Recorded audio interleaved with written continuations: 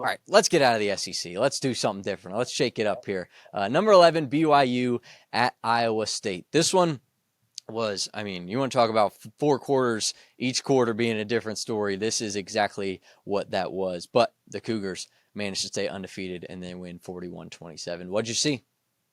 Yeah, I saw Iowa State team start this game like they wanted to win this game, but I realized as I was watching that game, Rocco Becht started throwing a little bit more turnovers. He had 3 interceptions on the day, 24 of 36, 311, 1 touchdown pass, 3 interceptions. As soon as I saw those interceptions start trickling, it was kind of like the writing was going on the wall, but Iowa State still had a really good day offensively. I mean, like we love talking about stats. They had more offensive yards, more rushing yards, less penalties, but they did have 4 turnovers. Yeah. And when you have 4 turnovers, you're not going to usually win the ball game.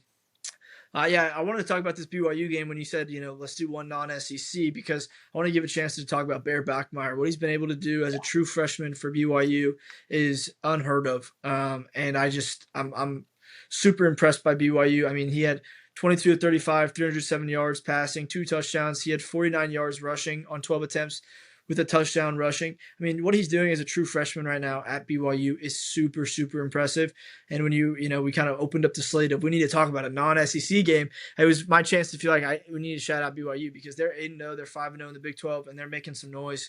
Yeah, that's my quick shout out to BYU. I know we're not going to talk about this game for absurdly long, but that was really impressive to go at Iowa State and win that game. That's just a really good win for BYU, and BYU is getting closer and closer and closer to that college football playoff appearance. And I think this might be the year for BYU, which if BYU does that with a true freshman at quarterback, I think that'll set a new, like a wow. Like a wow. BYU, if you're able to do that with a true freshman, because most teams with a true freshman barely struggle to win a bowl game.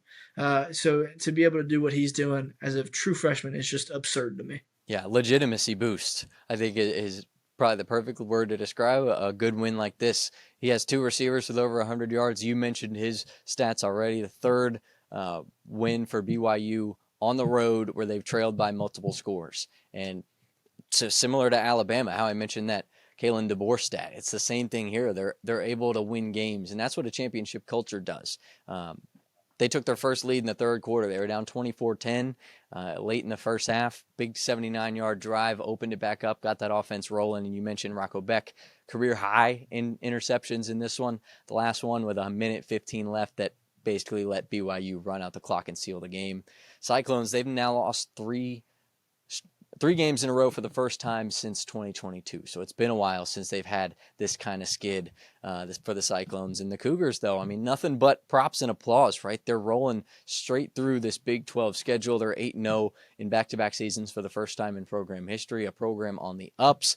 14 straight games scoring more than 30 points. An offensive heater from the Cougars. And I know that that Bear's a guy that we've kind of kept tabs on a little bit. I think we've mentioned that we've thrown in the BYU mention a couple of times, but I think they're proving now that they're for real. Yeah, I would fully agree with you.